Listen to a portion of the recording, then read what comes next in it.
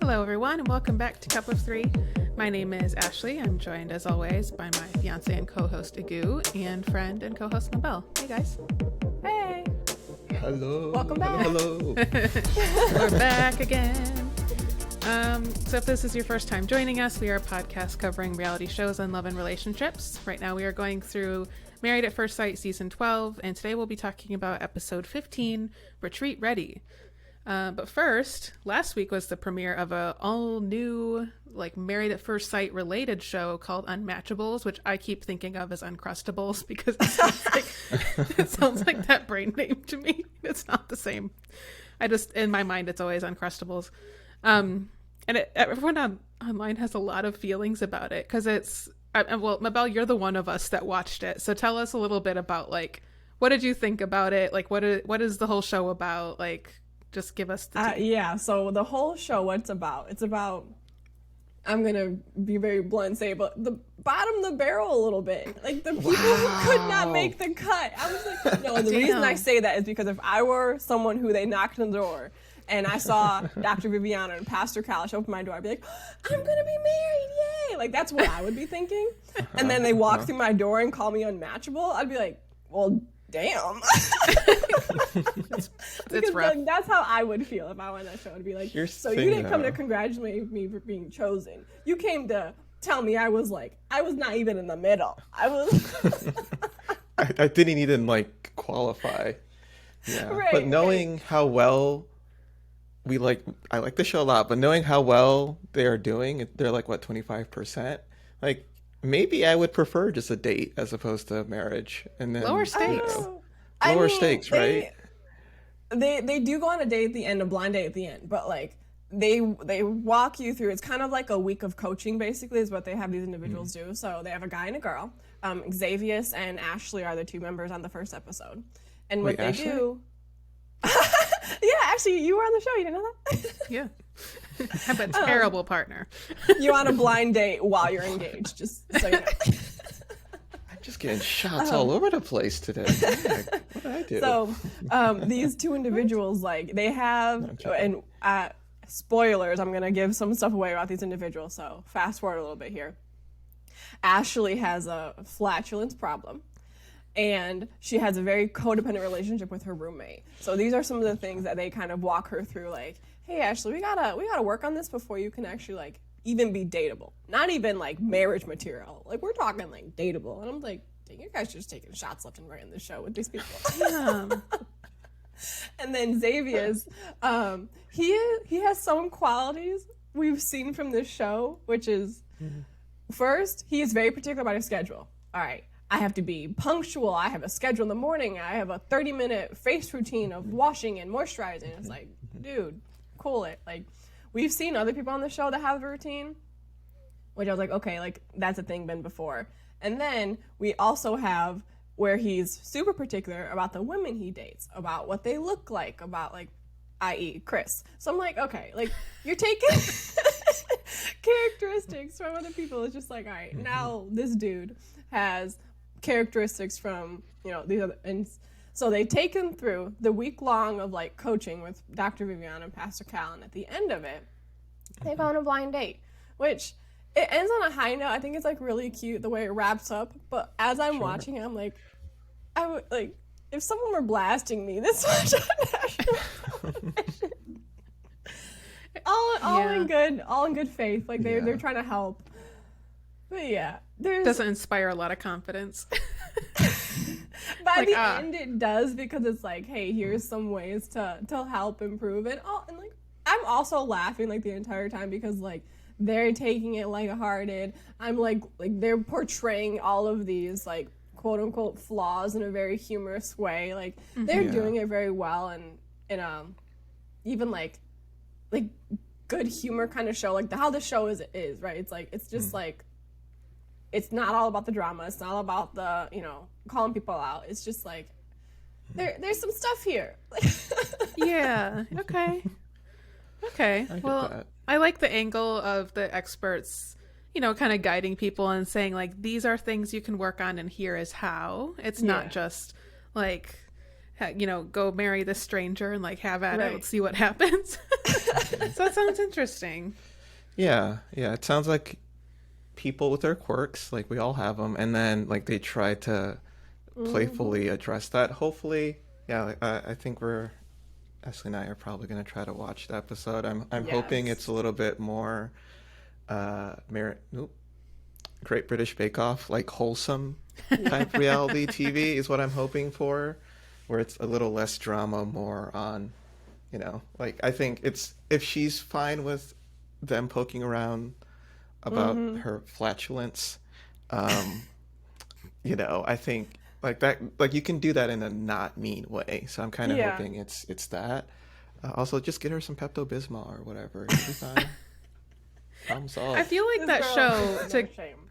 to compare that show to like the cooking shows that we really like to watch, the competitions. If you've ever watched Nailed It on Netflix, hosted by Nicole Yeah. Byers, Solid I think show. that's the kind of energy Unmatchable seems to Exactly. have, where it's like, okay, you tried to make a cake and it looks like a dumpster fire, but like here are some things. And then Jacques always comes through and is like, well, if you put some more butter in the buttercream, and we're like, okay, like here we're learning. Right. Gives Why you not? advice.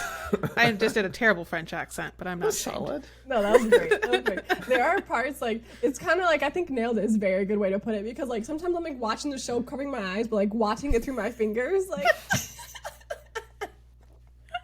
Oh no. We just watched the one the other night where they have to it's like a cake and on top of it it's modeling chocolate in the shape of the statue of David, and one lady ran out of time, so instead of putting the little shorts on him like she was supposed to, she made him a thong.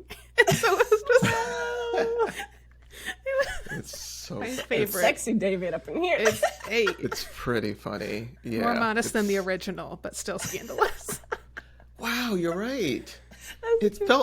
It somehow felt more dirty, despite the fact that the original Yeah. had nothing. That was a choice. It's like the Magic Mike version of. I gotta watch this. I've joked around about this movie so much. I've never It's had great. the.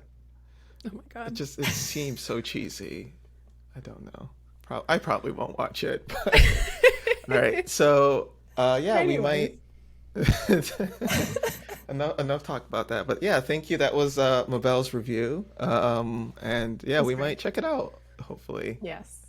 So, yeah, plug, I guess.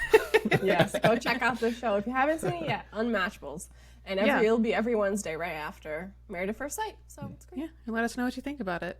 All right, we want to get into this whole review, this episode. How did you guys feel about it overall? This episode. It was a lot of the same stuff. We That's had how I felt too. Haley and Jacob that just need to stop being around each other. And we had Eric and Virginia fighting. And we had Brianna being like, oh God, this is awkward. Like, Yeah. A lot of the same. Yeah. I think this part of the season, it feels like this happens a lot more often where we kind of know true. everyone's talking point. Like you're not going to change at this point. If you don't like each other, they're checking out, so it's pretty awkward there. If they do like each other, there's not really that much drama, and then like it feels like they're trying to search for drama. It's just yeah, I think this part of the season always feels like that. But it brought up some cool conversations that I'm excited for us to have about like allergies and skydiving, and so that I'm more interested about. Well, yeah, skydiving. So yes to that, no to like Haley and Jacob, really bad first date that's like never ending. Yeah, I think that's a fair analogy from him there. Well, let's start there with Jacob and Haley. Yeah. So to recap the episode briefly, so they drove separately to their retreat, which was like a 4 or 5 hour drive. Yeah. I don't blame them for driving separately. Like, Oh, there's really? nothing worse than spending that long in a confined space with someone you don't like very much. Oh. Like, to me, I was like, at least you acknowledged it. And we're like, this is better for us if we go separate. Yeah. Okay. You don't think so? You think they should have gone No, together? I just was like like, you're going from the same place to the same place at the same time. Like, put headphones in or something if you really, like, that's kind of like, who was it on a previous season that did that? Like, the whole drive down to the retreat, like, Mika and Michael. it was, you're right. Michael was like, so I'm gonna put my headphones in, that's cool. Like, kind of rude, agreed. But, like, I don't know, I was just like... Yeah. I guess the way I viewed it was, like, we had that great podcast where we talked about bad first dates. Like, I feel like you had that, and then you now have to be around this person for 2 months. Like, it's not gonna, like, you don't care, they don't care. I feel like them being together, like, it's just being painful for being painful. Like, they're not staying together. It's not even happening. Gosh. Why are we forcing them to be in this situation? So if they don't want to drive, cool. And, like, they have to be dating other people at this point, right? You would think. If I was them, I'd be talking to other people. Like, why even lie to yourself? Like, you're not going to be with this person. I think one of the biggest problems there is that neither one of them is willing to sit down and be like, hey, I think we both, at least this is how I feel like we don't have a shot in hell. So maybe we should call this. Like, I don't blame you. Like, we both took a chance, but I think we should just separate and, like, move on with our lives because I don't see anything left to salvage here. Do you agree? That's all they need to do. Yeah. But instead they keep, like, pushing through and talking around it and not really addressing anything. And so they're both just so bitter at each other, and it's such wasted energy because you're not actually trying. So what's the point in fighting? Like, this is someone who won't be in your life in a couple of weeks, to Jacob's point from, like, the very beginning. He was like, well, after the 8 weeks, you don't have to see me anymore. And it's like, well, you made that true, didn't you? Yeah. So, like, just call it. Yeah, but I feel like at this point, they're this long. Like, I always say that, call it, I'm with you, but they got 5 more days left. Just get a free vacation and then divorce. Like, it's not a real relationship anymore at this point. Like, I know they're married on paper, but it's not real. It's just a show at this point. So just, like, I'm sure it feels like Haley's talking to, I would if I was her, and if I was him, I would do the same. I mean, I'd probably just take a break. Yeah, I think I would want some time to myself after all this and be like, I don't want anyone else in my life for at least until, like, filming is done. Like, that just seems really messy. It is kind of messy. Yeah. Maybe I don't see the rush in going into dating right after this when you've had such a bad experience. But he's going to be 40, and he keeps on saying in his one-on-ones that he doesn't want to be single 40. Yeah.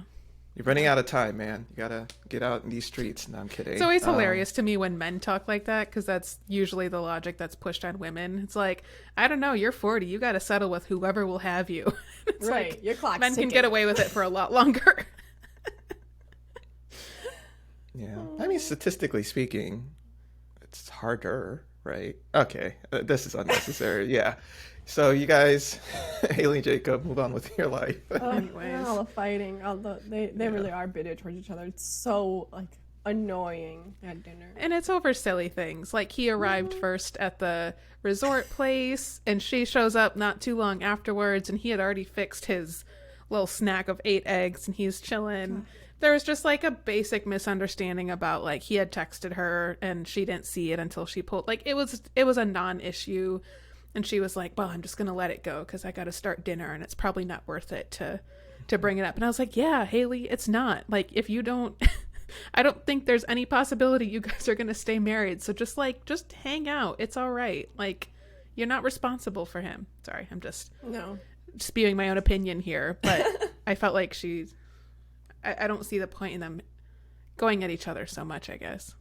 Mm-hmm. Well, that's what they're doing. Like, they're just taking jabs at each other constantly. Like, okay, he says he was there for a long time waiting until she got there, but, like, dude, you know everyone's going to show up here shortly. Take a granola bar and have a snack for yourself. Like, you're going to have 8 eggs as a snack. Like, to me, that alone is kind of weird. Like, just It's a lot of eggs. 8 eggs. Just, okay. I mean, but he only eats the meat and eggs, right? So You're it's right. like if he doesn't Steak eat and eggs. eggs, it's gonna be the steak. That's wild to me that he can live life like that.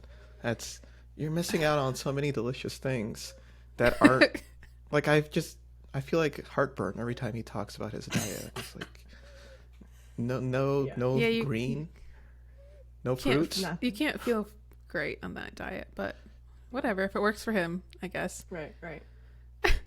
It feels like, sorry, one last point on them. It feels like they're trying to paint each other in the best light because they know they're going to be single again, and you don't want to look like a dick or a bitch on national television. That's what I'm getting from this. Like, it feels like they're trying to find something to be like, oh, the other person is bad. And Oh, Yeah. like, you're just in a really crappy situation, and that's okay. But like, you trying to find, like, their entire conversation, she was like, oh, so, you're a bad person because of this. And he's like, well, you're fake. Like, you guys are both okay people. You're just in a bad situation. That's fine. Like, don't try to, the more you try to make yourself look better, the more you look petty. Like, it's one of those, it's like backfires on you trying to do that. So yeah. Like you're saying it feels like they're trying to make the other person seem to be the villain so that they kind of come out on top almost. yeah. So they can walk away from it and be like, see, it didn't work out because of them. Yeah. And I don't even know if that's 100% it. Like, for one, I'm not sure they were a great match from the beginning. And so maybe their hopes for like having a successful marriage were pretty low. But then they also both weren't really willing to put in like the type of work needed to make it successful or give it a shot. So I think they're just taking out all their frustrations out on each other. And it's, I don't know. Just feel like wash your hands of it, enjoy your weekend, hang out with your friends. Like, you don't have to make this a big dramatic thing. It can just be a weekend away. Right. And they're bringing everyone else into their drama. Like, at dinner in front of everyone, you're gonna pick a fight. Like, I don't even know if the fight was like picked or it was just like it was just, please stop. Yeah. Because, like, I don't know if this is fair, but in my head, I think, like, you're the next person you're with, they're going to watch this. Like, that's just not good. You're not helping yourself out. I don't know. Well, yeah, it didn't make either of them look very good at all. No.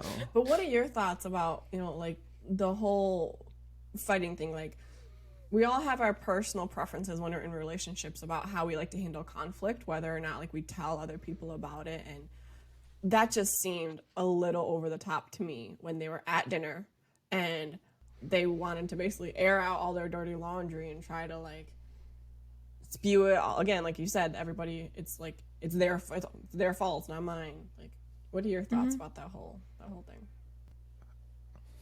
I think, again, they're just trying to make each other look.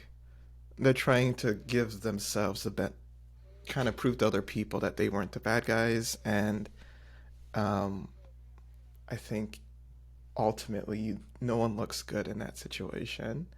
I know we kind of talked about this before, but the idea of like renting a house on the beach to hang out with your friends sounds like a good time. Like, I would like to do that at some point, but then having to, like, the idea of doing that and then hearing all your friends complain about their relationships sounds awful. Like, I don't want that. Like, it's awkward. No one knows how to deal with it. It's like a weird group therapy session.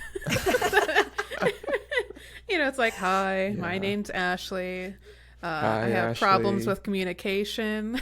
I'm going to give you an example right now that I'm like, fuck you, Agoo. And then everyone's like, wait, what?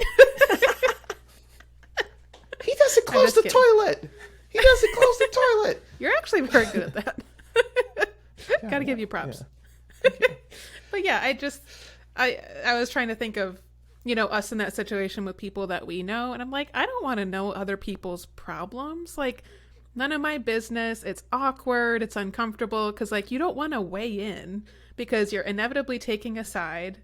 And so I would just be like trying to change the subject and make jokes and like get people to back off of it. But it just sounds so incredibly uncomfortable. And I also think it's kind of a respect thing. Like, I think if I were at a point where I was willing to talk about, like, me and Agu's, like, our whatever our like major issues are, like, it feels like that would be, and we talked about this before, just a big breach of trust to be like, hey world, like, these are the things that we fight about in private. And that just seems like a big line to cross. And it could just be the format of the show a little bit. Like, obviously they prompt them to talk about this stuff, but it just seems like so intensely personal. I really, really don't like it. Yeah. Like, I get, like, the girls have been, like, supporting each other, and there was, like, an element there where you're gonna, you know, confide in some of their close peers and talk about it. But then when you're in a group setting and you're just gonna rant, basically, like, Yeah. all right, you crossed a line there a little bit. Like, you're no longer just looking for support and your confidants. You're just trying to, you know, be mad. I love that you mentioned that, because, like, I don't think it's wrong to talk relationships with your friends, and heck, we've talked with you. Like, I don't see that as bad. I think they're not trying to stay together, though. Like, you can tell, like, they're arguing. It's not let's argue to fix the problem. It's let me point out what the other person did. Like, it's a very different type of argument. Like, if we were having an argument about something and we know we want to be together, like, we're trying to figure that out, that's a very different type of disagreement. And then the other person can try to mediate and, like, find a middle ground. Like, what middle ground was there between Jacob and Haley? Like, there's like, there is none. So what are you doing there? Like, you're just kind of hearing them. Like, it just feels like,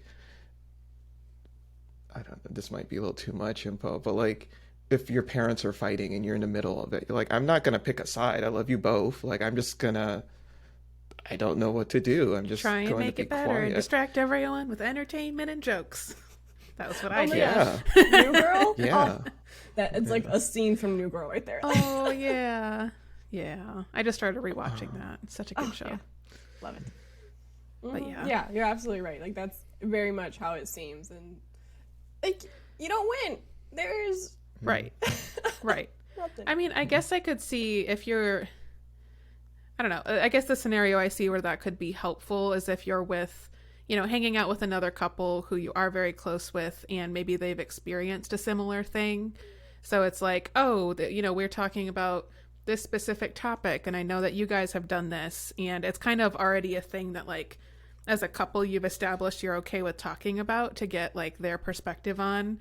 And then you can share, like, well, this is how I feel about it. This is what I'm worried about. And then this is how I feel about it. This is what I'm worried about. And what do you guys think? How did you work through it? And, like, that could be more constructive and helpful. But what they were doing, like you guys are saying, is just, like, throwing shots and then hiding behind their little thing, and then throwing another shot and, like, waiting for everyone else to join in and pile on the other person. And everyone else is just super uncomfortable. Like, Brianna's face the whole time was my favorite. She was just, like, not having it. Right. I love the picture you just painted of, like in a war zone where you're just, like, crouching and you're, like, snowball out. fight. It's like, shots fired. Right, snowball fight from Lake Michigan. Yeah. Oh yeah, 100%. Crouch down, peek. All right, go. Yeah. Or, like, And very that's it. World War I, where it's like you guys are in your bunkers and you're, like, shooting stuff at each other. Wars were very dumb back then, but, you know, like, that type of stuff. Yeah. Also, I think, like, the few times that we've had relationship combos with other couples, like, I think what I do typically is I just pick the guy's side, and, like, I jokingly support him the entire time, which is weird because, like, sometimes I'm closer friends with the lady in the thing, but it's just, like, that's the fun part. Like, you get to, like, try to give a different perspective. But again, Jacob and Haley, it was just like, it's like, you guys aren't together. I don't care. So no one's gonna do that. Yeah. I just but I will say, Jacob was giving me big, I'm stealing your point, Ashley, I'm sorry, but big Henry energy is just, like, Jacob had Henry all at the reunion energy. Yes. Henry at reunion. Like, he was shooting shots everywhere. He It was like speaking a his Rambo mind. movie. Like, he was Yeah. just blah, blah, blah, blah, blah, blah, blah. And I was enjoying it. I'm not going to lie. It was great. It was great TV. I feel like the Came reunion is prepared. going to be funny with him. Yeah. Oh, I it's feel gonna like be Jake so is gonna. good. I feel like Jake is going to have a lot of things to say at the reunion, because he's already warming up. He's like, whew, he's getting his things ready. He called her fake, like he wasn't really name calling before, but he threw that out there. I mean, she gave his bracelet back, and he was just like, oh, thanks, and like they had that whole moment. I think he's just ready to move on. He's over Yeah. it. Yeah. Speaking of the bracelet, he could sell that and probably make money. That's a good point. We were saying that he should sell that bracelet online, because some weird Married at First Sight fan would buy that bracelet for like 10 times what he got it for. It's Start some worth museum. $800, but you build By a weird, you museum and mean... Sorry, by weird, you mean us, right? Like, why not just we buy 100%. it and then... we all chip in. I have it right here. No, I don't. I legit think that might be a good call. Like, let's try to reach out to him and see if he'll agree to sell it to us. Oh That my would be gosh, you know what we hilarious. could do? So we could start like building a Married at First Sight like memorabilia collection, and then when we eventually like can get like virtual backgrounds, like have a platform that can get virtual backgrounds, we can like make it our virtual background. Like, Wow. It's like the Louvre behind us and just like a few random artifacts. right. This is from season blank and episode blank. This was the wine glass that Kate was holding when Luke accused her of being an alcoholic. On this pedestal, want you can that. see Iris's virginity. Oh, no. Oh, man. Oh, man. We already have stuff. We just need to start filling the museum. Let's go. Oh my gosh, that would be so much fun. Yeah, I also want the lollipop that, no, not the lollipop. The yogurt that Michael was eating when he went on like the apple picking Oh, thing that was with pudding. Nico. He had his It was pudding. He pudding? was excited. Oh, yeah.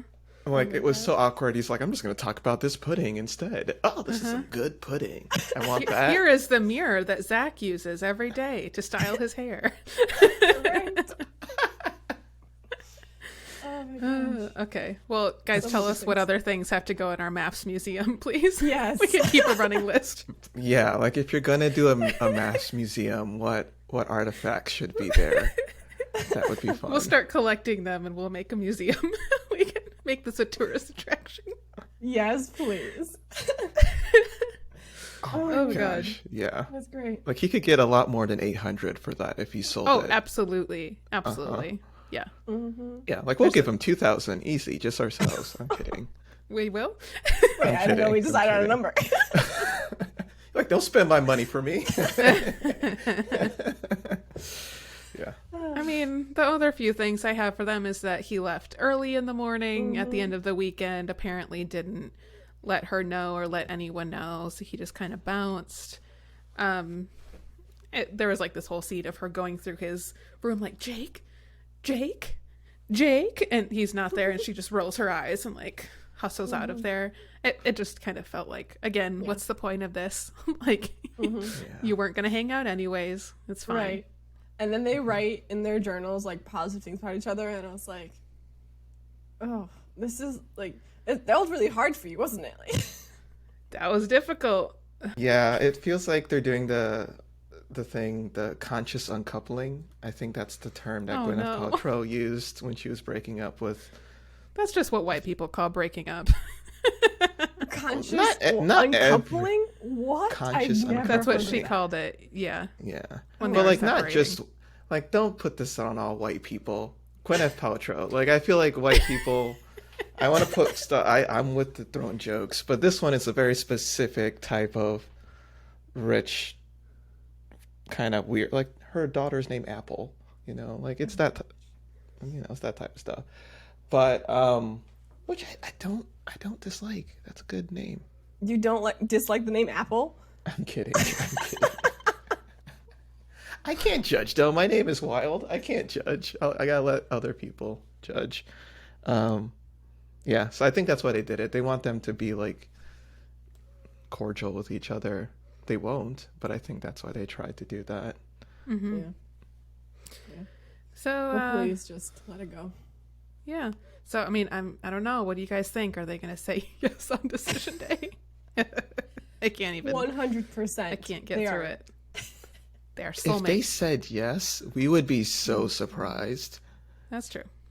Like, maybe they should do it just because of that. Like, I would be speechless if they said yes. If like all Maybe. along they've just been editing them to look terrible, but they're actually really good. No, they need to talk together, pretend that they're gonna say yes, and just wait for the judges, experts' reactions to be like, wait, are you sure? You're like, no, I- we're I- terrible. We're getting a divorce. You guys suck.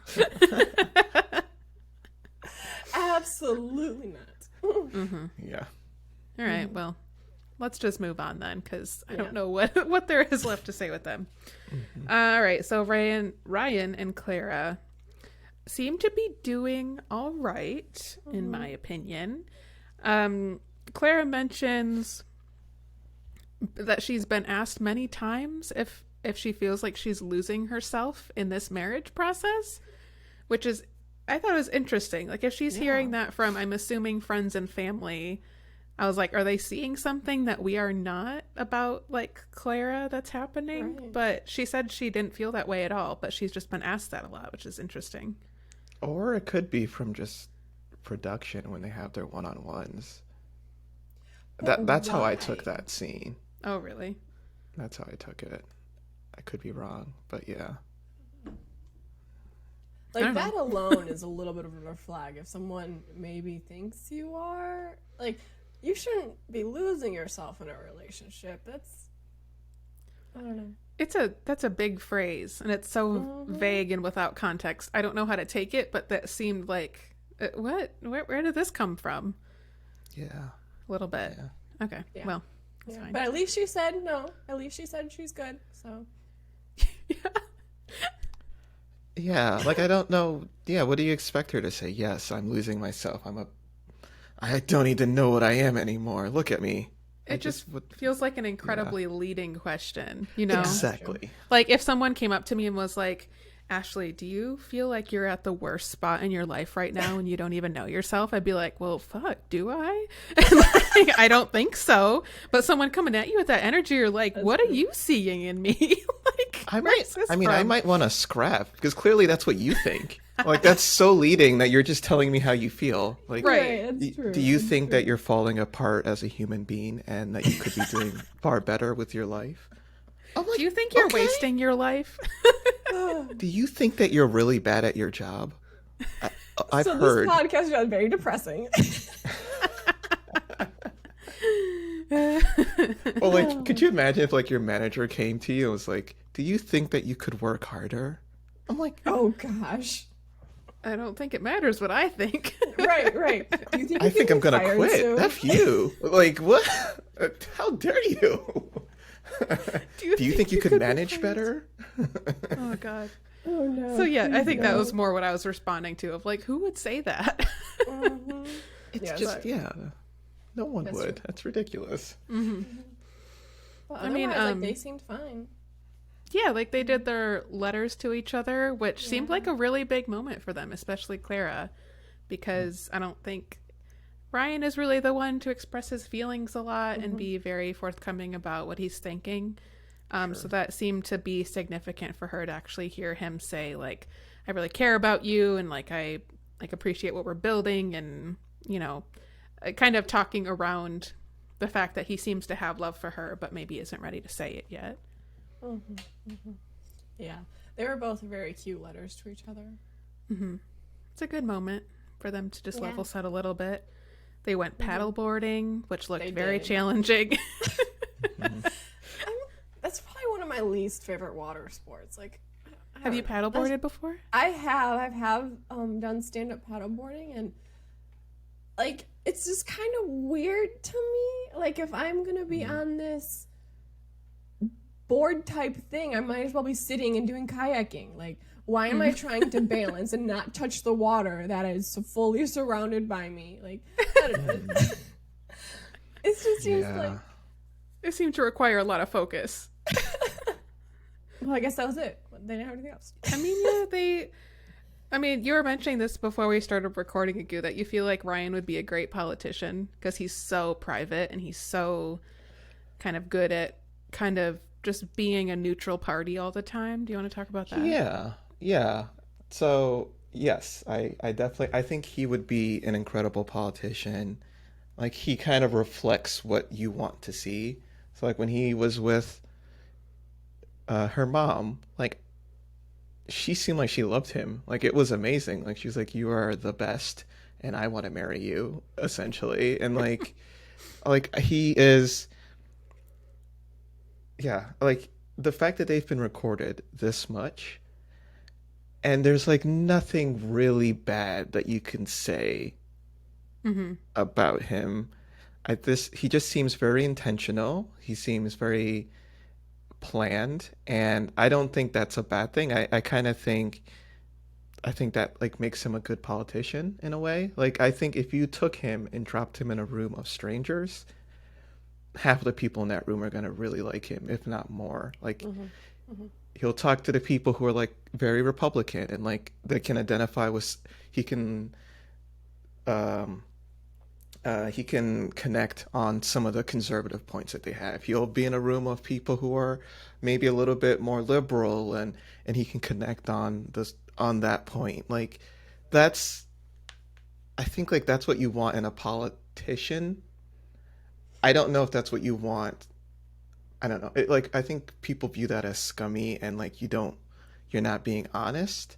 But I think if you have a person who's very opinionated as a politician, they're going to automatically turn off a bunch of people. True. And that's kind of how we get the politics that we have now, where it's two sides who really hate each other.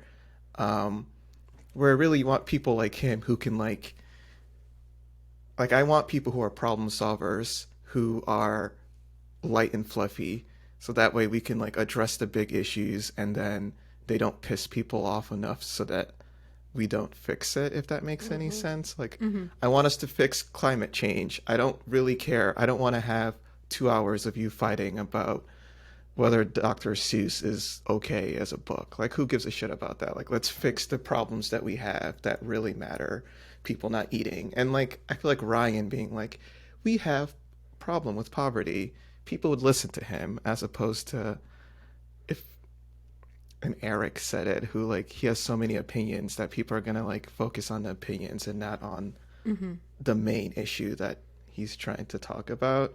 Yeah. That being said, I have no idea what Ryan believes in, because he is like this. Like he's whatever you need him to be. Which is kind of tragic in its own way, you know? Yeah. That maybe he's kind of had to be that person for a really long time. We've seen him play the role of the peacekeeper when, and the honeymoon, there was the whole conflict between Eric and Chris, and he was trying to get everyone to at least understand what was happening and trying to calm things down. And Family Reunion Part 1, is that what he called it? oh my God, yeah.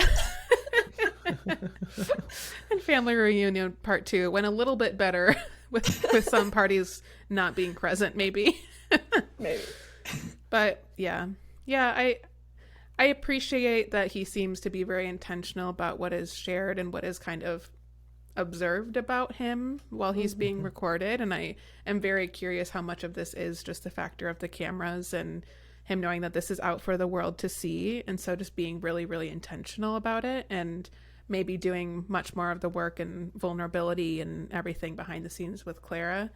But I think that's an interesting point. It shows that he definitely has a highly developed set of social skills to be able to do that successfully and have people kind of feel super comfortable around him, you know, on all ends of the spectrum. Sure, for sure. For sure. For sure. Wow. Yeah. Wow. Like I feel like I think it's spot on. Like you're very right. Like he is very polished, prepared, and very intentional about like what is portrayed about him, which I think is just a lot of energy he's putting in. And maybe that's just his personality, which kind of seems to be, if like we're in pretty much week 8 and it's still like this, like it probably is just his personality. Like to me, that seems like a lot of energy. But that hey, it's a very controlled narrative, and making sure to not be like dragged through the mud, basically. It's not like some people could be. So, Yeah. Yeah. And like I think some people are going to view him as fake because of that, right? Like, well, tell me how you really feel and stuff like that. And I respect that and I get that. I think like I just kind of view him like if I was working at a company, I would want my CEO to be like that, right? Where I can go into work and feel like, like certain companies, I don't know. I feel like we always see people fall into like these traps where they have to pick a side, and I'm fine with that, but then it becomes weird for all the people who work with that person or for that person, because like, okay, if I don't feel that way now, like if like I don't care about, I don't know. Am I overthinking I this? think Maybe. though with him is that I think he has the opinions like just very deep, personal, private, like not expressing them, and so even though he can kind of like please you in the conversation, he still has his opinion. He's not telling you what that opinion is. You know what I mean? And so like that can also be a little, I don't know what the word I want to use is for it, but that can It be just a little seems risky, too. reserved. Yeah. Like it's holding your cards very close to the chest. Yeah. And yeah, I don't Like, I guess I'm okay with him doing that with other people. I'm not okay with him doing that with his partner. I think, like, you should be open with your husband or wife or just partner. So that's different. But, like him telling the whole world that, I think I'm okay with him being a little bit more private. But I have a feeling people are not going to view it that way. I might be on the opposite side of this one. So, and that's fine. The Rock should still be president. That's my main thing. I think The Rock first. In conclusion, something about The Rock. Got it. All right, great. let's talk then about Eric and Virginia. The first note I had for them was just a one word: fighting. Which has been, I think, the theme of them the last half of this season, where it's like I think Virginia phrased it the way that she's like, we've been kind of pushing off a lot of our disagreements and now we're just having them, and so it's been a lot lately because when something comes up then they actually talk about it, so they're fighting quite more frequently and don't seem to be really meeting each other in the middle. They're both very stubborn. And one of the big things that comes up is where they're going to be living after decision day, assuming they say yes. And they have all sorts of feelings about it. We talked about this before with Virginia having several cats and then her dog. And then it's like his condo isn't a great place for all the pets and she doesn't want to move there. He also has a problem with he's allergic to cats. So we don't know how that's going to go. Not really allergic, according to Virginia. Which, yeah, it's like not a big deal at all, according to Virginia, who clearly has not suffered from allergies ever. So how do you think they're doing with that conversation? To me, it's just kind of annoying. It gets old. Like, you're constantly fighting about the same thing. No one's budging. No one's compromising. Like, it's kind of Haley and Jacob, but in a different way. They're just replaying the same story again and again. And for me, what kind of partnership, and I think Eric even said this, like, what kind of partnership can really last with this on repeat, basically? Like, they're constantly fighting. They are being way too stubborn.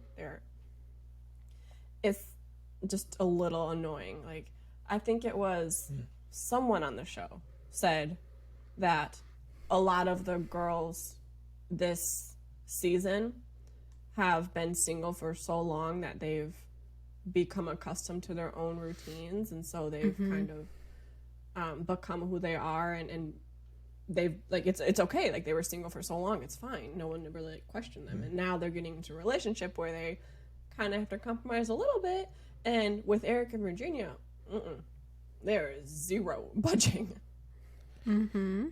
I think it was Clara who said Is that that. okay?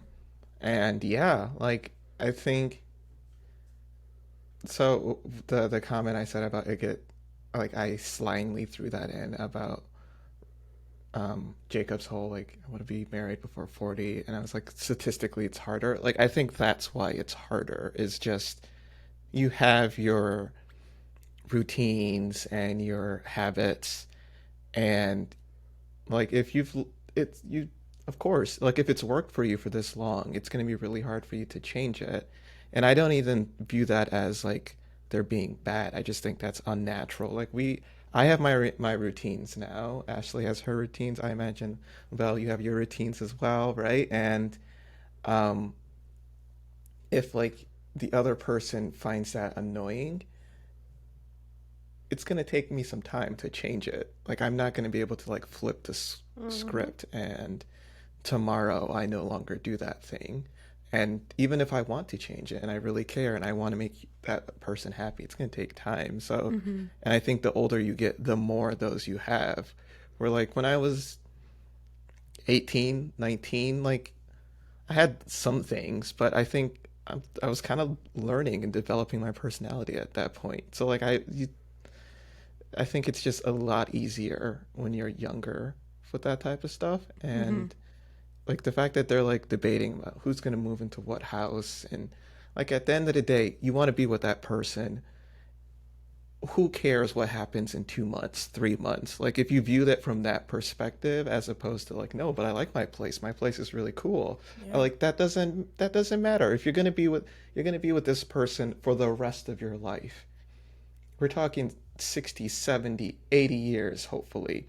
Who gives a crap about 2 weeks or 2 months, right? Like, but I think it's that like that habit thing where that's the big thing that it's harder Mm-hmm. to to Yeah. break. Yeah. It's hard because it's such an accelerated timeline. Like, I can totally empathize with that. If, like, I were in their situation and it was somebody, like, I'm just imagining Agu and I, like, a month and a half into, or however long it's a month, whatever, into our relationship. And it was like, I knew that we had already committed to each other and now we have to figure out where we're living. Like, it's still a question of, is this, like, this relationship seems good, but is this really something I want to commit to forever? And then, Right. like, changing your living situation for them, it's like, I don't even know if this is going to be worth it. Like, it's, that is a lot of pressure. And I can't imagine having to, like, uproot your life completely like that. And they always talk about, like, I'll move in with you, or, you know, likewise. And I think that's also really hard too. Like, if you've have your space and then someone's moving into it, it's always going to feel weird. So like the sooner Yeah. you can get to a shared space together, it's like everyone's always Mm-hmm. talking about like, oh, my lease ends in whatever month, and so that's why we're doing X, Y, and Z. And it's like, break your lease. It's worth the, like, if you can afford it, just like pay the penalty, just do it. Like, if it's best for you right now, like, you are more important than saving, you know, a however much to break your lease.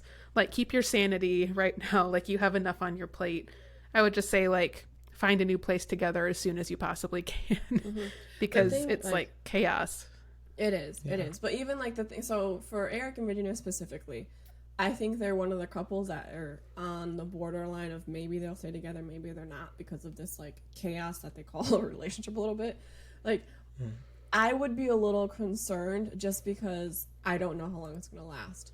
And if I'm going to move out for it not to last very long and then to move to another place and then to have to like find a new place after we break up, I'm like, wow, that's just way too much moving for me.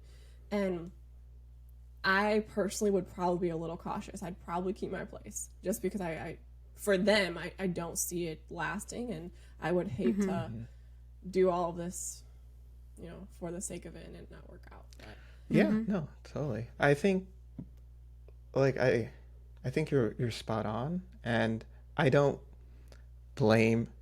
So I guess how do I say this? So the way I view it is if you're even unsure that it's going to yeah, work, that alone is that's all you need to know. Like if you're already planning contingency plans and mm-hmm, backup plans, then it's not gonna work. Because like, like let's, look at couples that have made it on this show, Bennett and Amelia, for example.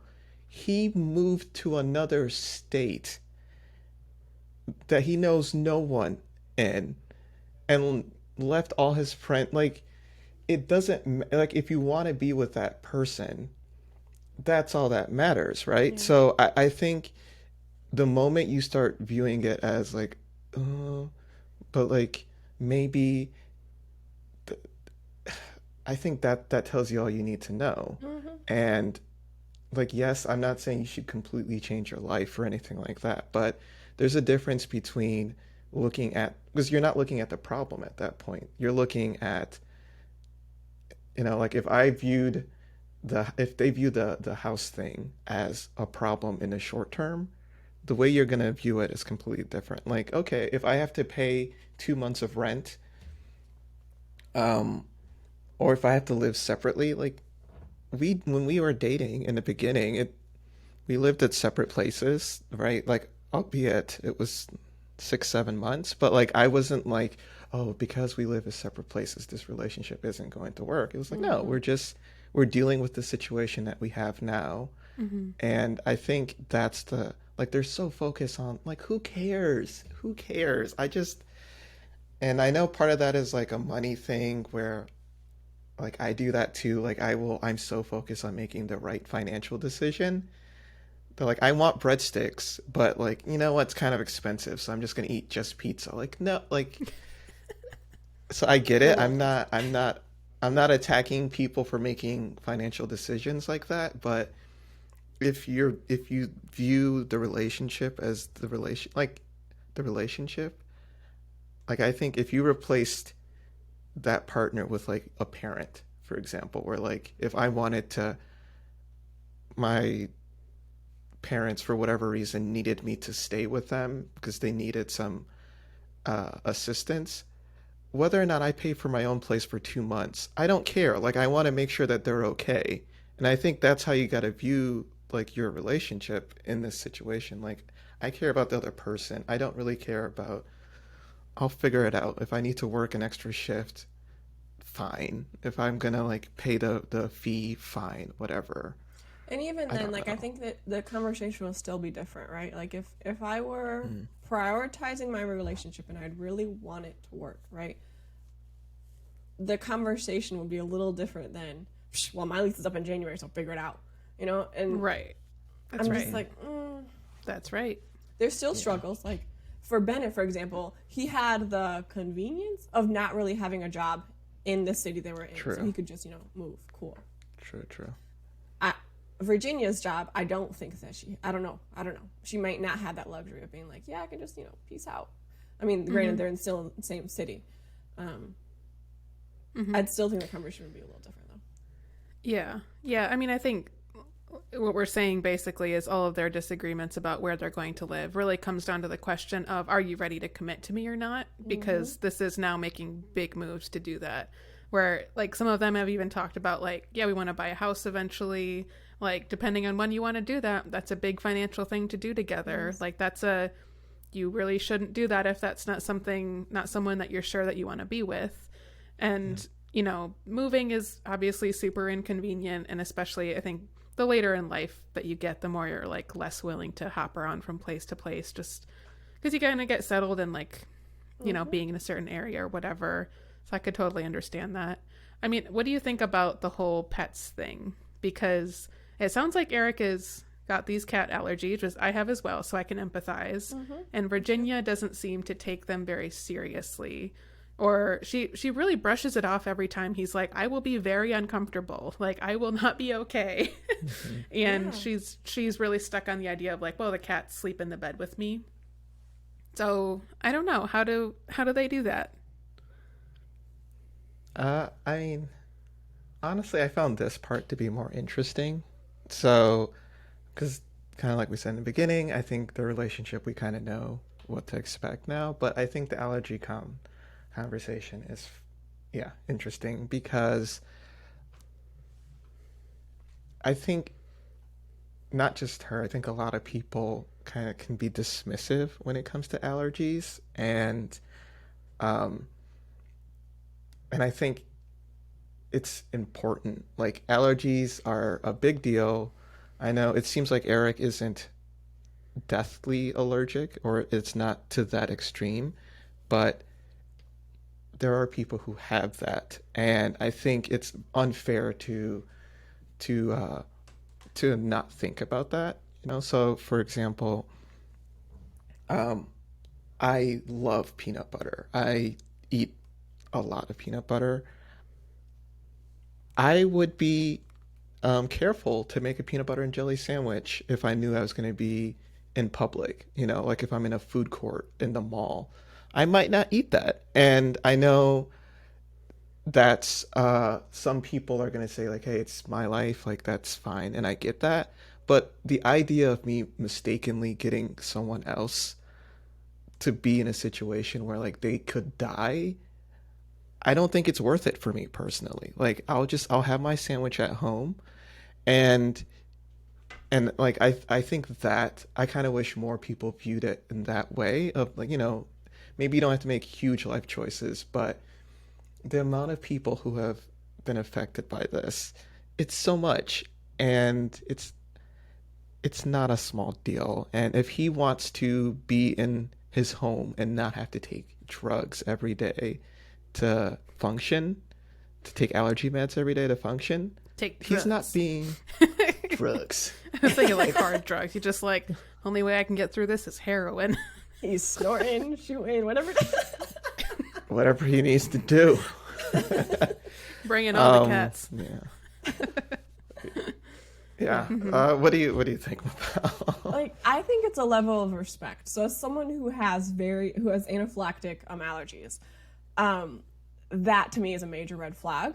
Cats are not my major allergy. I'm like you, Ashley, where it's like really inconvenient, and I'm like sneezing and I get my eyes watery, and it's like, oh, like it's just not fun. So I really appreciate when my friends are very considerate of that and either clean up just before I arrive and or keep the cat in the other room. Like I really appreciate those things, because to me, for Virginia to dismiss the allergy altogether, that's very disrespectful.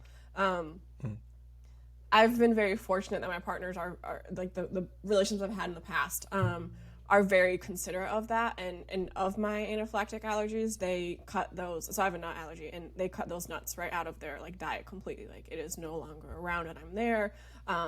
They like wash their hands, for example, if they do come into contact or something like that. Like for me, like that's a big deal, because that is my life. And I've been to the emergency room in 3 different countries because that is my life. And sometimes they were honest mistakes. Like when I learned like some desserts, like desserts have, certain nuts. Or one instance in particular, when I was in another country, I was in a culture that didn't think allergies were a real thing. And it was a very stressful trip for me. When I first got there, and one of the first responses are, just, you're fine. Why do you have to be so picky? Just be happy. It's eat it. And I'm like, well, I can't. You're like, no, this is a threat to my life if it's not taken care of. And the reason I went to the emergency room is because I walked into the restaurant. I had a couple people that were as guides there, and I was like, hey, I cannot have nuts. Like I am very severe in my allergies. And oh yeah, it's fine, cool. They bring me my food, and I was like, are there nuts in this? No, it's fine. I eat it. I'm like, there are nuts in this. I'm reacting right now. I can feel it. I can feel the flare up. I can feel my throat about to start to close up. Oh God. And they're like, oh well, I mean, there's a little bit. And I'm like, oh my God, I kid you not. This is ridiculous.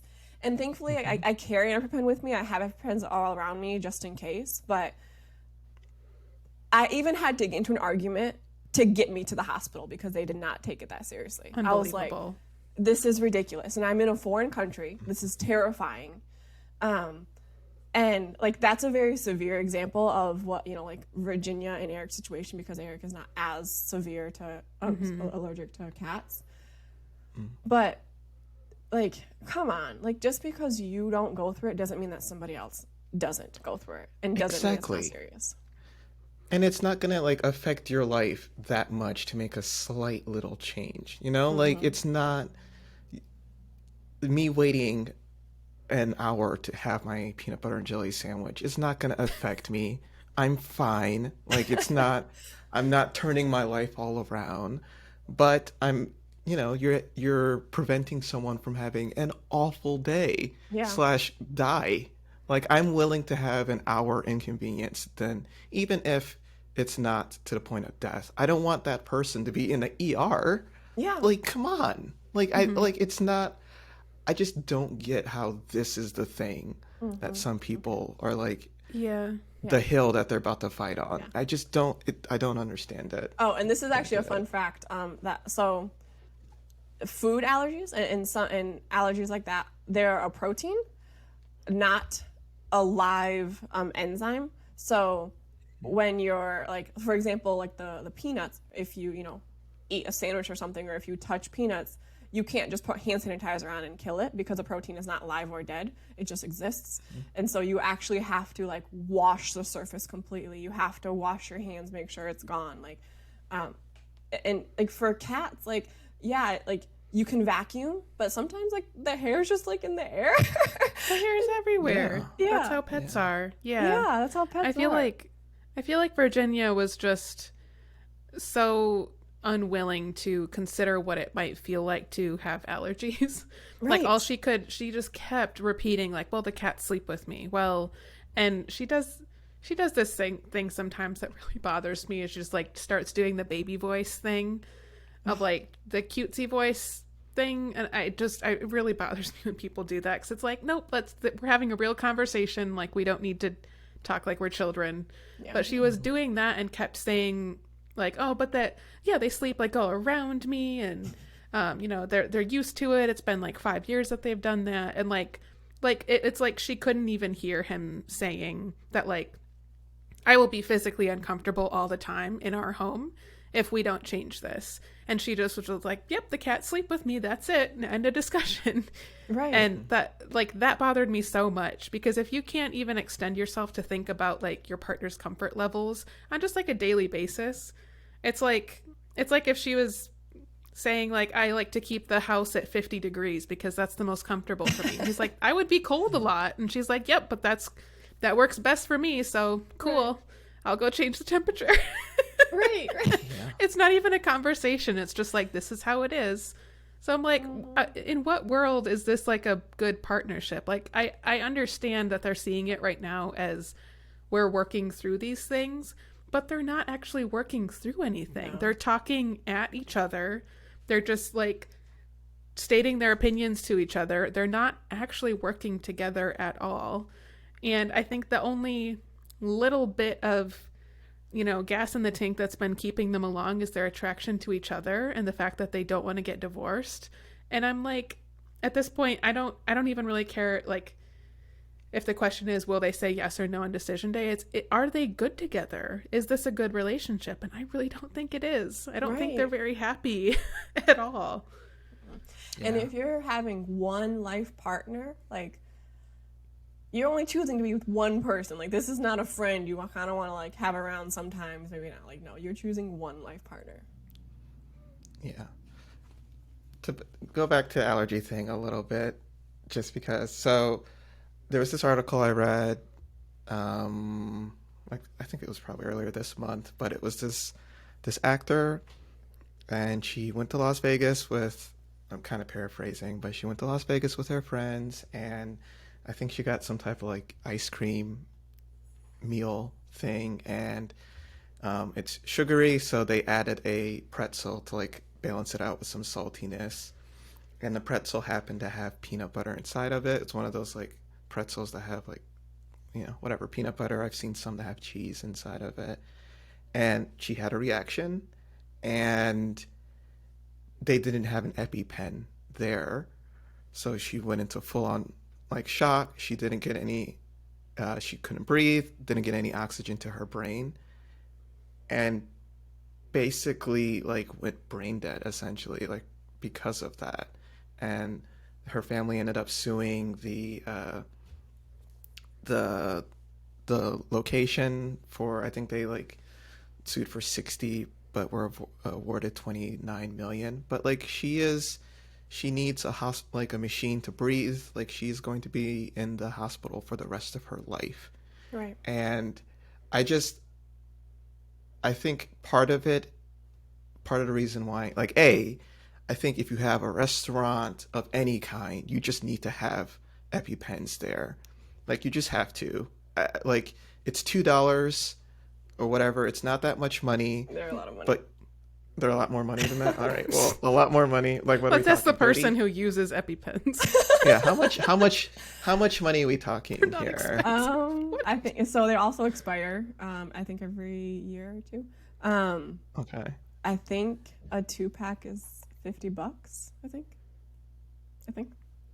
I feel like it like is from what a it is, restaurant perspective, it would just be like, what are the major allergies that exist in this community or across the world, whatever, and like maybe we just don't use those ingredients ever. Well, and also just like, so I went up to Mackinac, which for those who don't know Michigan, Mackinac is a beautiful getaway little island up north.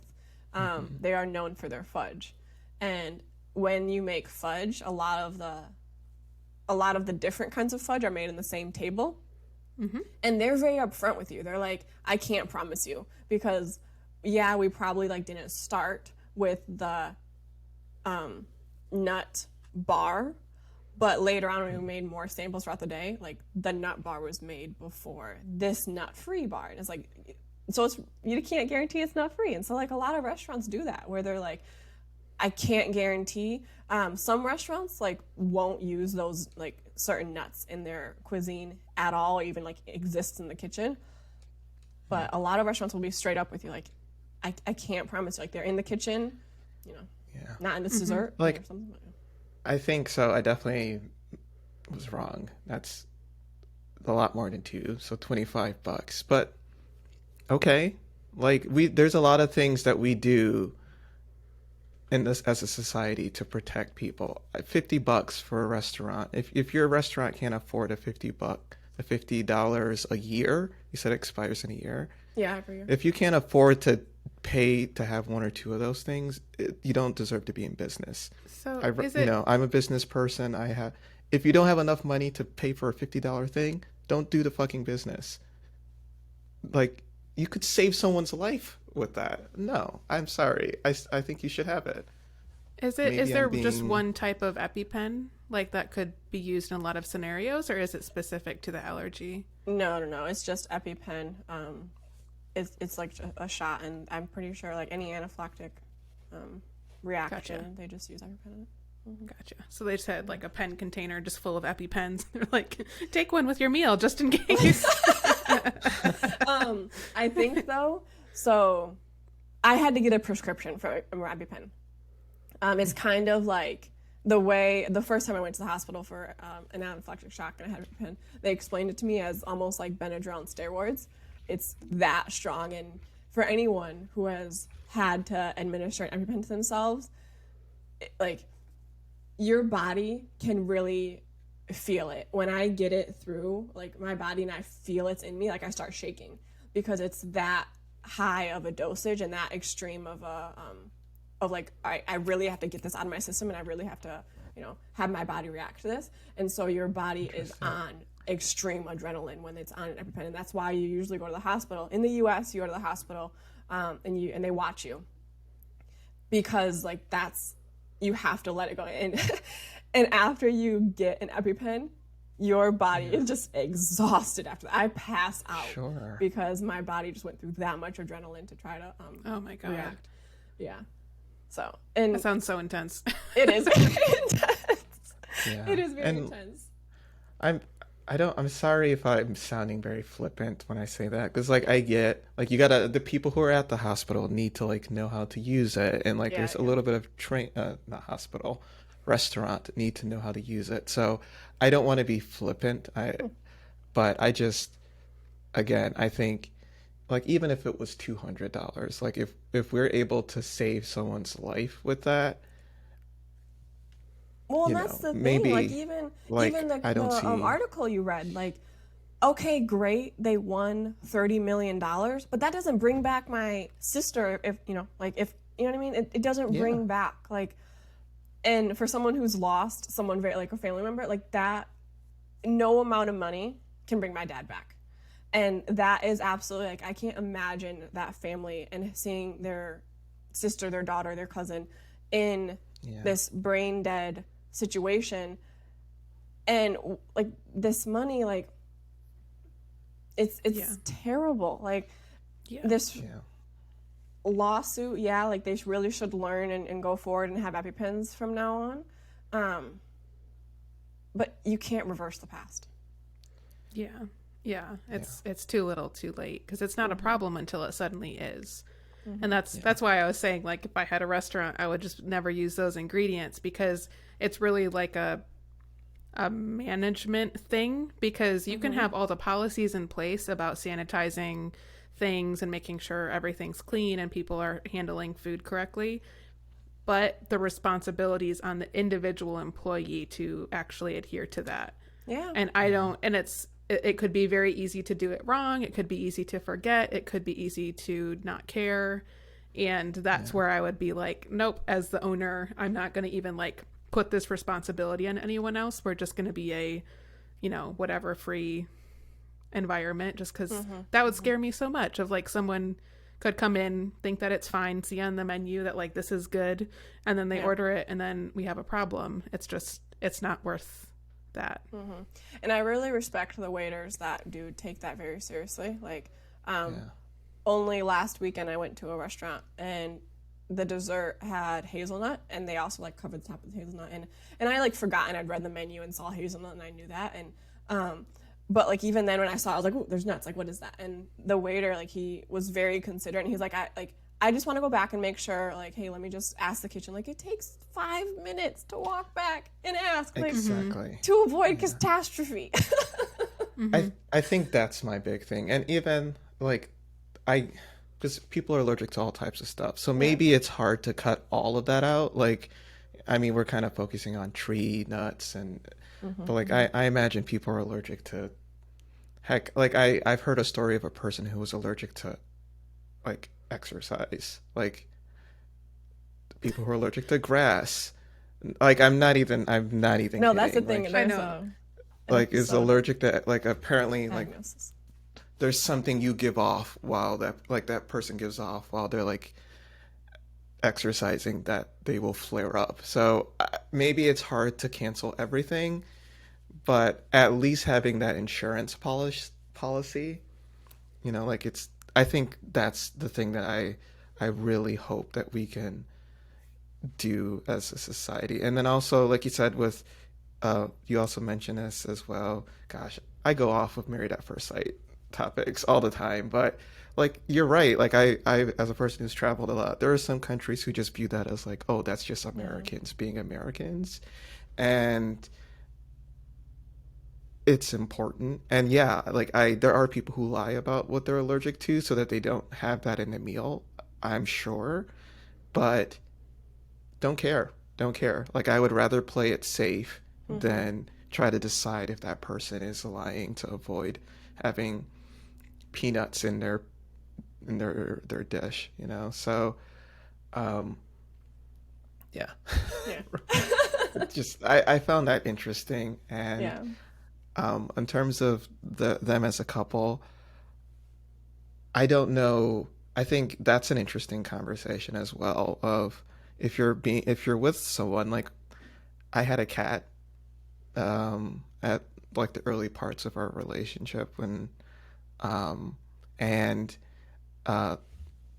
it just turned out that the cat ended up going back with my parents, but if I wanted to be with someone who was allergic to cats, I think it's fair to consider if you're going to like have the cat stay with your parents, or like I don't like I think that's a fair thing, and it's a big decision. So I'm not blaming anyone for saying no to that, but I think it's worth talking about, like whether or not you're going to have that cat. I think that should be on the table, and you're not giving up yourself. You're not making yourself any smaller. But if that little thing could make the other person's life easier and they're not going to be on Benadryl all the time. I think that, like, do you think that's, am I being unfair with that? Like, do you think that's, I don't know. Like, what are your opinions on that in terms of giving up a pet for a partner? I think that's a lot to ask, honestly. Yeah. I think especially when, like, if you get a pet when you're single and then it's kind of been with you through, like, different relationships or whatever, that, you know, like, I think it would be really, really, really hard to say, like, yeah, I'm gonna, like, get rid of this pet because I want this relationship to work. For me, that would be a complete deal breaker if someone wanted me to, like, we have dogs, but when Agu and I first were dating, I just had Finn at that time, my dog, and I think if, like, you were really allergic to them, like, and it was early on, and I was like, I'm sorry, like, I'm not, I just met you, like, you seem really great, but, like, this, I'm not getting rid of my pet. Like, I'm just not, like, I don't blame her at all. And I feel like that also could have been part of, like, the matching process a little bit more, where like, I have this allergy, like, maybe don't pair me with someone who has a pet like that. It's just, like, a really big deal to say, yeah, I'm gonna get rid of this animal. I think it's different, like, for you, Agu, that was a cat that, like, had been with at your dad's house for a while and then was at your place, and then, you know, it was kind of a temporary thing. Also, so it wasn't like one that you were, like, really connected with. So it wasn't. And I didn't, to make it clear, I did not give up. Like, I didn't stop living. The cat's fine and alive, and, like, that part, like, I want to make that clear. But I didn't stop living with Charcoal was the name of the cat because of you. Like, we were early, but I think that, like, having that conversation and being honest with yourself, like, I think that's 100% fair, and I think that's the right thing. Like, if we were dating early and I was allergic to dogs, I don't think we'd be together now, and that's fine. And I don't think that's, it's sad, but it's sad, it's just but the reality. I think, and I think being able to tell be honest about that, I think that's the thing when I mean with conversation. Where, like, if are you willing to give up this pet for this person? And, like, some people might be, and that's fine. I'm not. Right, but I also think, like, in Virginia and Eric's situation, they're taking it to the extreme of not even pretending like they even want to talk about it. Like, there is no consideration of, hey, maybe the cats need to be in a certain room, and Virginia's like, I'm not going to lock them in a room. And, I mean, like, there's, like, I get it, like, hey, maybe you're not comfortable with that, but it just doesn't even seem any sort of acknowledgement to the conversation. It just seems very dismissive to me. And I'm just like, really? Like, can you pretend to give me the time of day here? Yeah, and this is something I want to hear from you guys, the listeners, about this, of, like, how you've handled this with dating.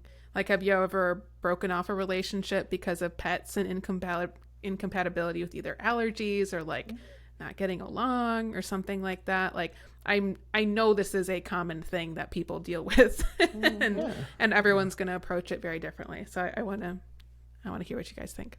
Yeah, please let us know. Yeah, definitely. Yeah, and then anything else on Virginia and Eric? For sure. Can we rename this entire podcast for sure?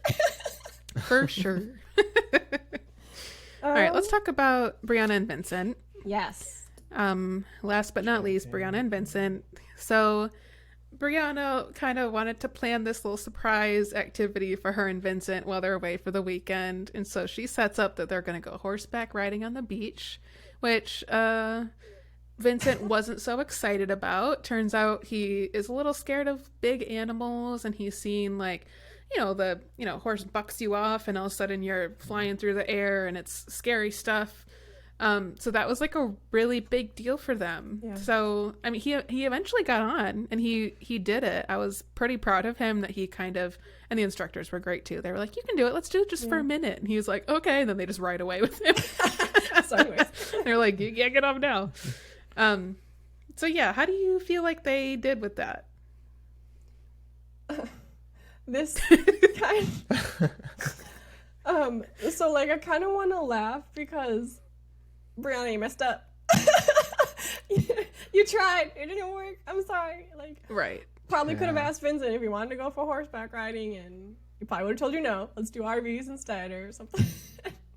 Part of me is like, hey, you mess up sometimes, it is what it is. But I'm also like, could you have just asked and figured out? Yeah. But, go ahead.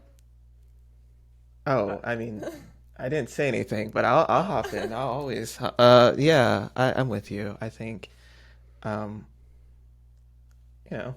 think she thought, oh, this will be a cute thing for us to do together, and I totally, I could see that. But yeah, I think just being a little bit more open with that. So I think with this horseback riding one, I think it's small enough that I can see people going like, well, it's not that big of a deal. He should be okay with it. Like, I like the idea of taking this analogy and taking it to something like jumping out of it, like out of an airplane, right? Where, I have not, but I would like to do that. And at some point in my life. And that being said, if I was going to do that, for Ashley and I would want to talk to her first, because jumping out of an airplane is fucking insane. So like, I'm not like, you're not wrong for being like, no, I don't want to do this. And even on to kind of go back to Brianna and Vincent, hopping on a 2,000 pound horse, not wanting to do that isn't crazy. Like, I like to, every time I see people ride horses, I have to like remind myself that someone saw them in the wild. Like this fucking 1,500 pound thing running full speed and with a herd of horses. And they were like, you know what? I'm going to hop on the top of that. Who does, like, we are fucking crazy. Human beings are crazy. And like, for him to have problems with that, I think that's okay. Like, and I think the way she was wording it, like, you have to learn, you have to grow. You can learn and grow in many areas. I don't know if this has to be the learn and grow area. Like, you can just not like horses. That's fine. That's not okay. Right. Like, I could see if his fear was something like, oh, I'm really scared of elevators. Like, yeah, maybe that's a fear to work on, because there's going to be times where you really have to use an elevator, and that's like a normal part of your life. No, I'll take the 60 flight of stairs. Likely doesn't have to like hop on a horse to get to work every day. So like, maybe he doesn't have to face this fear if he doesn't want to.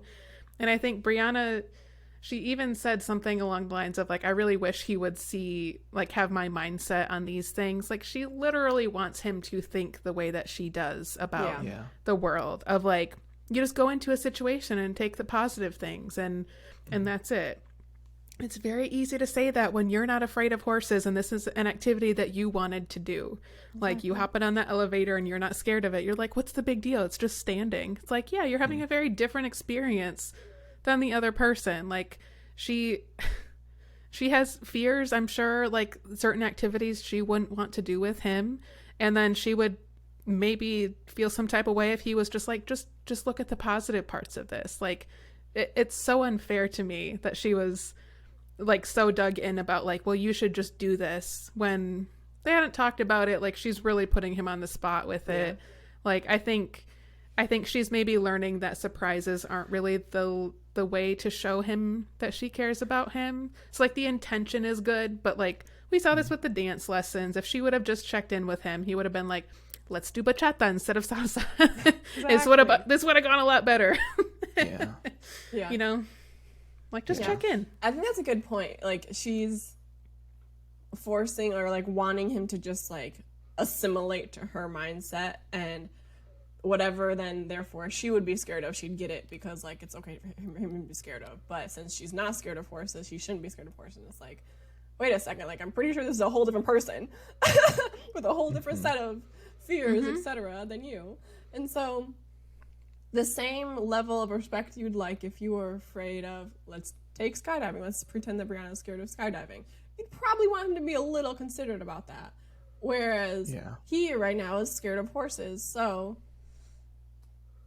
dude might not get on the horse. I was really impressed. I was like, this dude's not gonna get on the horse. He is way too scared, like, and that's a very legit fear. He is not gonna do it. And then he got on, and I was like, whoa, like, he really wants to make this work and not seem anything less than amazing in front of her. It's just like, yeah, no kidding. But I think that's why I find this, I'll be honest, I find it kind of annoying, because to go back to that skydiving analogy, if I was to do it, and I don't know if Ashley wants to skydive or not, so I keep on using this as an example, but like if I was to book that and we're there,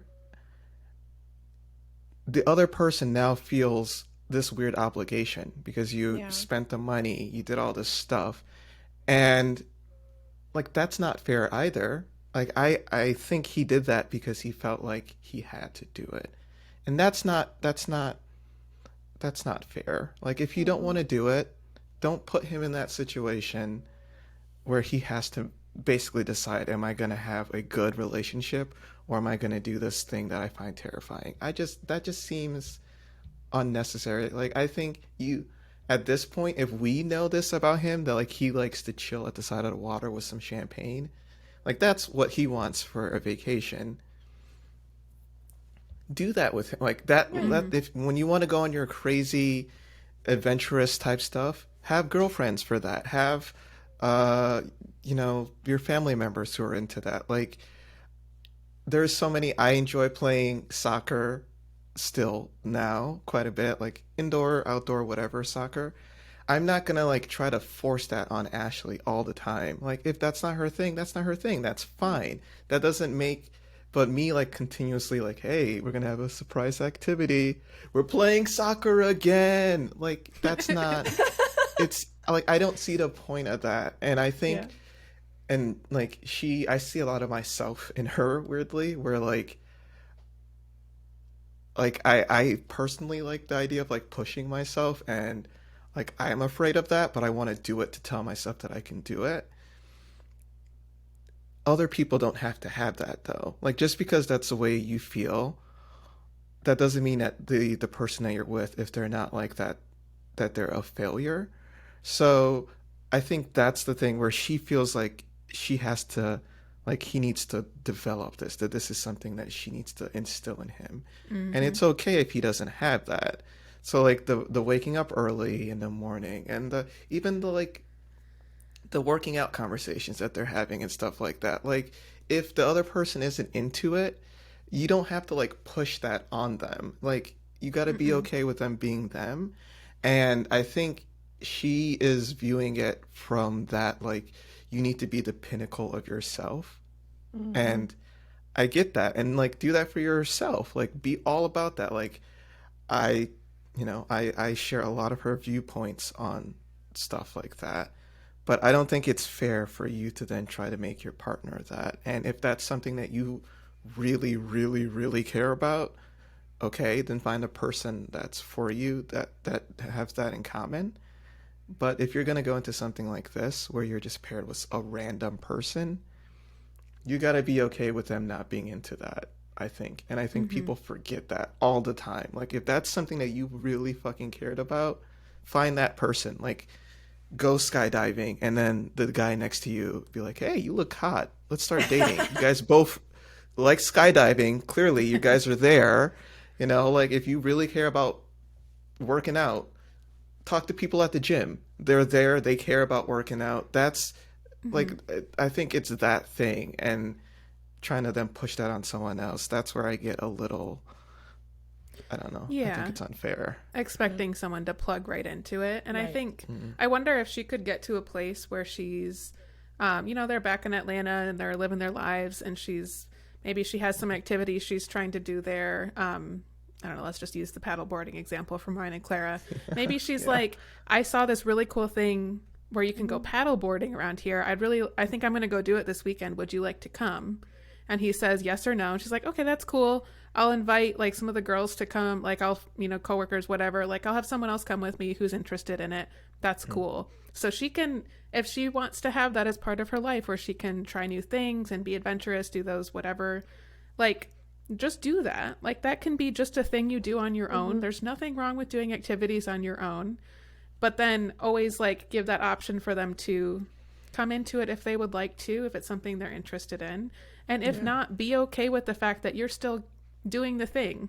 Like that's something that I had to I really had to learn the hard way over a long period of time, that if I just want to do something and I ask Agu like, hey, do you want to go to Target tonight? Because hello, I like to go to Target. And if he didn't want to go, I'd be like, well, I guess I'm not going then. It's like, I can go to Target by myself and that's okay. He can opt into it if he wants. And if not, I can still go and it's fine. I can have my night. And it doesn't have to be like we're doing this together or we're not doing it at all. And expecting someone to always want to do those things with you that are so specific to your interests is really not super fair, I don't think. And it doesn't help you actually find the things you would enjoy together. Yeah. I think we see a lot of relationships though, like traditionally that have that mindset of like where your partner is also your best friend, is also your full confidant, is also, everything else. It's like your workout partner, your therapist. Yeah. Like I think that's a very traditional mindset. We're also realizing that can be a very dangerous mindset because you can start to isolate yourself and also prohibit maybe even some of the things that would make you fully happy just because your partner doesn't want to go do them, right? But you don't have to do everything with your partner as well. Like at least the younger generations are learning and starting to embrace. But I think with Brianna, we're starting to see, or even not starting, like we're continuing to see this pattern of she's maybe in her head pushing Vincent to be his best self, but she's blurring the line with that and pushing Vincent to be the best self I think he needs to be. And that's not where you want to be. You it's like you don't know what's best for him. Right. How could you know what's best for him? Right. Because it's subjective. It's subjective. Like there's some stuff that really matters, sure, but most of it is subjective. Like, oh, he's really shy around other people. I need to make sure that he isn't. Him being shy, like that's not a negative thing. Like, is he going to be a politician? No. Okay, then what's the point of unless it's critical to his thing, I don't see the point of you trying to change a person in major changes like that. And like I think it's funny you said younger generations are like understanding that more. Weirdly, I think this is one of those things that like the older generations have it right and we're the ones who are fucking up. Because like when I think to like the people I know who've been married for a very long time, they all have things that like this person really cares about it, but the other person doesn't. Like they have that thing. Like some people it's religion. Like one person is, kind of like Ryan, Clara's parents are kind of like that, right? Like one is very religious, the other isn't. Other people, like everyone has like their thing. And like I think our generation, we tend to have like we have this thing that we have to share everything together. And not just like relationships, even friendships. Like some of the things I like to do with this friend, I know this other friend isn't going to like to do it, and that's fine. So I have one friend who cares about soccer stuff, and I can talk about soccer with him. Well, I have another friend who cares about business, and I can talk business with them. And they don't have to be the same person. And I think more importantly, it doesn't always have to be me. Yeah. I'm just joking, but a little serious. And like same Yeah. for my stuff. Yeah. Totally. So I think, and I think we kind of have that more. Like work, we feel like work has to be all the things. We're like, no, work can just be work, and then you can have your other projects on the side. Relationships can be a relationship, but then you get your daredevil stuff on the side. Like I think, you can have different people for different things. overall. Yeah. And it gets hard when you expect your partner to be everything for you. Like that just doesn't work. Like no one is going to be able to be everything for you without it being unhealthy or codependent or unhappy in some way. And I think that's all right.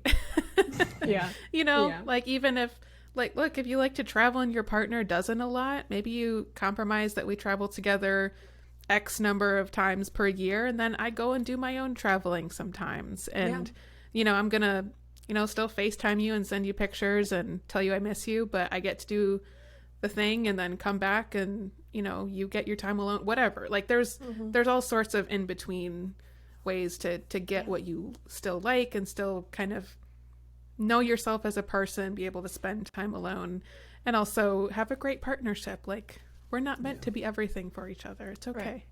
Right. And I think that's like a journey we all have to take for ourselves, right? Understanding, one, we don't have to have our partner do everything, but also like what are the things that are absolute, like to me personally, I want to do with my partner versus things I'm okay not doing with my partner. So teach their own. That's right. Sounds All right. Anything else on Brianna and Vincent? No. Yeah, No? I still think they're staying together. I see you editors Oh, yeah. trying to make us feel like they won't. I know. No, they're staying together. Yeah. Oh, yeah. I think they'll 100%. definitely say yes. They'll be fine. Yeah. I think they're the one like major success story of this season. They might be the yeah. Yeah, we'll see. So I had my episodes mixed up. Apparently next week they are going to be meeting with their friends and family to discuss how they're going to make this decision for decision day. The following episode is then actual decision day and then reunion. So we do have a little bit more ahead of us. So it'll be very interesting to see how that goes. There's a couple people I'm on the fence where they're going to lean with it. So we'll see. But Jacob and Haley, right? That's the one that you don't know. No, we I just know have they're no staying clue with together. them. What are you talking about? Oh, obviously. yeah, just they have such chemistry. It's hard That's to. who met Success Story, right? That was the one couple. That's right. That's right. They're The the model sexual for a perfect tension marriage. between them is so gosh. heavy. You can feel it in the air. Yeah. Okay. Well, we'll see what happens next time. This has been our review of episode 15. Join us next time so we go over, them talking to their friends and family. We'll see which way they're leaning. Please go follow us on Instagram at Cup of Three Podcast. You can also email us at cup-of-3podcast@gmail.com. If you have your thoughts on the episode or anything you'd like to share. Anything else? I feel like I'm forgetting Let us something. know. Don't forget to check Did we, out like- Unmatchables. Oh yeah, check out Unmatchables. Let us know Yeah. if you like it, if you think it's a good math spin-off. Seems like they Yeah. have a couple other things in the queue that they've been working on, so we'll see what that is. I feel like we forgot a couple, but no, it's just Chris and Paige. They weren't in this episode, so that's that's so weird. I'm like, no, we're missing a couple, but That's fine with me. Yeah. Yeah, I feel like we're winding down. Like as the season, we get to the end of it, it's just like, all right, just tell us already. Give the us one thing, any details we haven't gotten yet. Like spill some tea. Let's hear some of the stuff we haven't heard yet, and then let's get ready for season 13. Right. Okay. Right. All right. Well, thanks for joining us today, you guys. We will see you next time. Goodbye. Next time.